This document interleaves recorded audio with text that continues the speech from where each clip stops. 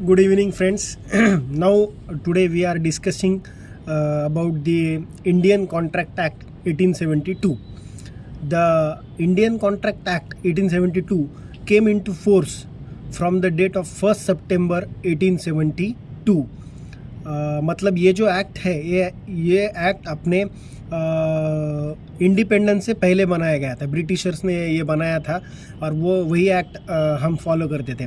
जब से ये एक्ट बना इंडियन कॉन्ट्रैक्ट एक्ट, तो ये एक्ट में पूरे 266 सेक्शन थे, जिनमें से कैसे कैसे उसका डिवाइडेशन था ये सेक्शंस का।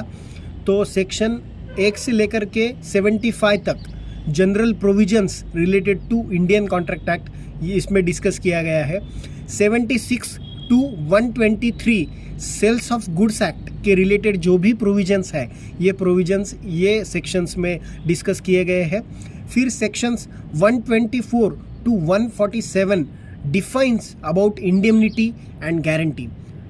These sections are very important because they defines the indemnity and guarantees related provisions.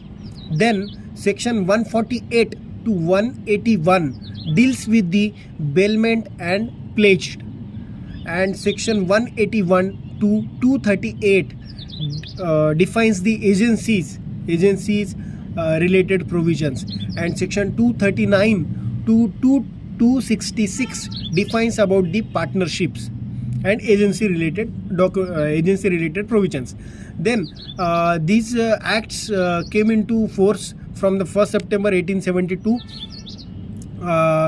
ये एक्ट बनने के बाद ऐसा इसका बाइफर्केशन था सेक्शंस का। आफ्टर दैट 1872 में क्या हुआ कि सेक्शन 76 टू 123 जो इस एक्ट में कंबाइन थे उसको एक सेपरेट कर दिया गया और सेपरेट लेजिस्लेशन इसका फॉर्म कर दिया, जिसको हम बोलते हैं सेल्स ऑफ गुड्स एक्ट 1930। तो 76 टू 123 ये जो सारे प्रोविज़न थे ये sales of goods act separate उसका फॉर्म हो गया। उसके बाद में भी जो सेक्शन 239 टू 266 जो सेक्शंस थे जो कि इंडियन कॉन्ट्रैक्ट एक्ट में थे उसका एक सेपरेट लेजिस्लेशन बनाया गया, that is Indian partnership act 1932। उसके प्रोविज़न भी अलग कर दिए गए केसेपरेट लेजिस्लेशन बना के। अभी ये जो सारे सेक्शंस हमने देखे हैं इसमें अपने को क्या क्या सीखने को मिलेगा, डिफरेंट टाइप्स ऑफ कॉन्ट्रैक्ट के कौन कौन से टाइप होते हैं और वैलिड कॉन्ट्रैक्ट हम किसको बोलेंगे, ये सारी चीज़ें ये हमको सेक्शन में सीखने को मिलेगी। अभी पहले स्टार्टिंग पॉइंट में मैं आपको एक स्टेटमेंट बोलूँगा, जो कि स्टेटमेंट ऐसा है, all contracts are agreement but all agreements are not contracts. तो ये जो स्टेटमेंट है ये हम अच्छे से समझेंगे कि इसका मतलब क्या होता है कि all agreements are not a contract but all contracts are agreement. तो एग्रीमेंट के लिए मैं अभी एग्जांपल लेता हूँ। जैसे कि मैंने एक एग्जांपल लिया कि क्या आप लोग मेरा लैपटॉप 40,000 में ख़रीदने के लिए तैयार है क्या। तो फिर मैंने क्या किया, मैंने एक प्रपोज़ल रखा। Proposal is a starting point of contract. मैंने प्रपोज़ल रखा, ए ने बी को प्रपोज़ल ऐसा रखा कि आप मेरा लैपटॉप 40,000 में ख़रीदेंगे।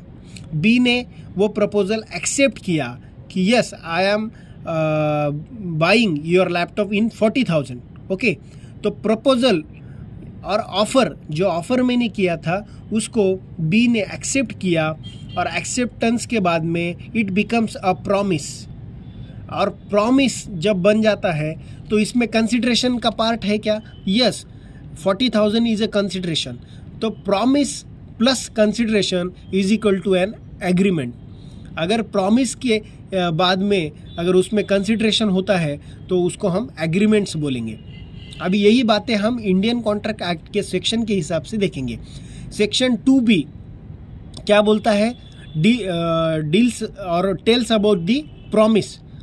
एवरी प्रपोजल और offer accepted by other person it becomes a promise, and when the proposal accepted it becomes promise, and promise is with consideration it becomes an agreement.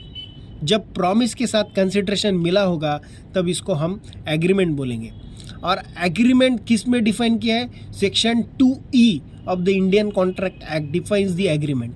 Agreement means every set of promises forming part of consideration it becomes an agreement. And contract define किस में किया है? Section 2H of the Indian Contract Act defines the contract. Agreement or enforceability of the agreement is equal to contract.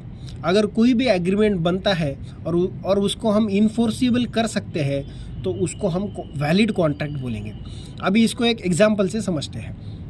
जैसा कि मैंने घर जाते ही mummy को बोला था कि आप मेरे लिए शाम के वक्त मैगी बनाइए और मम्मी ने मेरे खिचड़ी बना दी, तो मैं इसके अगेंस्ट कुछ कर सकता हूँ कि मम्मी के खिलाफ कोई कोर्ट में केस नहीं कर सकता हूँ, क्योंकि these types of contract is a social type of contract. But मैंने सेम अमेजोन से एक लैपटॉप मंगाया और उसका पेमेंट भी मैंने कर दिया, लेकिन मेरे घर पे अमेजोन ने लैपटॉप की डिलीवरी की नहीं है. तो ये जो एग्रीमेंट मैंने किया था, तो इसके अगेंस्ट मैं कोई भी कोर्ट में इन्फोर्सिबल इसको कर सकता हूँ, इसको फोर्स में ला सकता हूँ. तो ऐसे टाइप के कॉन्ट्रैक्ट जो भी है इसको हम वैलिड कॉन्ट्रैक्ट बोलेंगे. अभी एग्रीमेंट प्लस लीगल इन्फोर्सिबिलिटी जिस भी कॉन्ट्रैक्ट में होगी जिसको हम वैलिड कॉन्ट्रैक्ट बोलेंगे. इसलिए ऑल कॉन्ट्रैक्ट्स कभी भी एग्रीमेंट्स हो सकते हैं, लेकिन every agreement is not an contract, because contract बनने के लिए all fulfilment of legal provision करना ही पड़ता है एग्रीमेंट्स को. लेकिन एग्रीमेंट में भी बहुत सारे पार्ट्स होते हैं, जैसे section 10 defines of the Indian contract act which are the valid points to becomes an agreement and contract.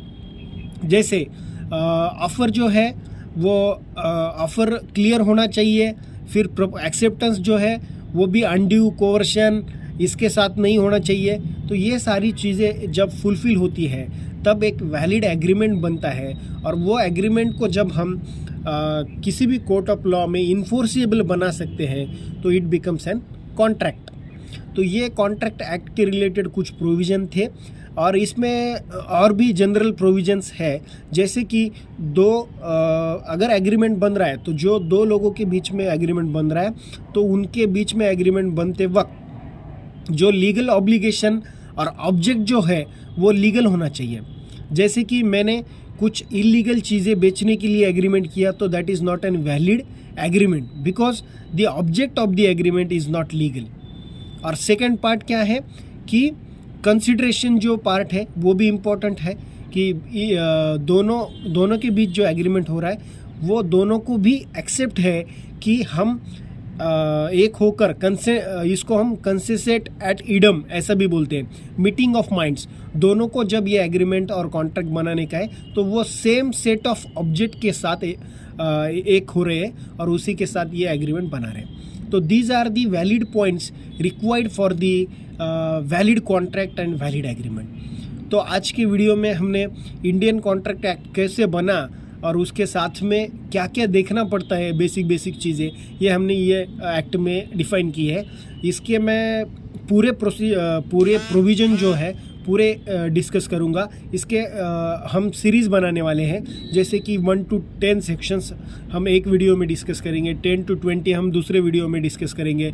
Indemnity, guarantee, bailment, pledge, partnership, all provisions we can discuss from these video.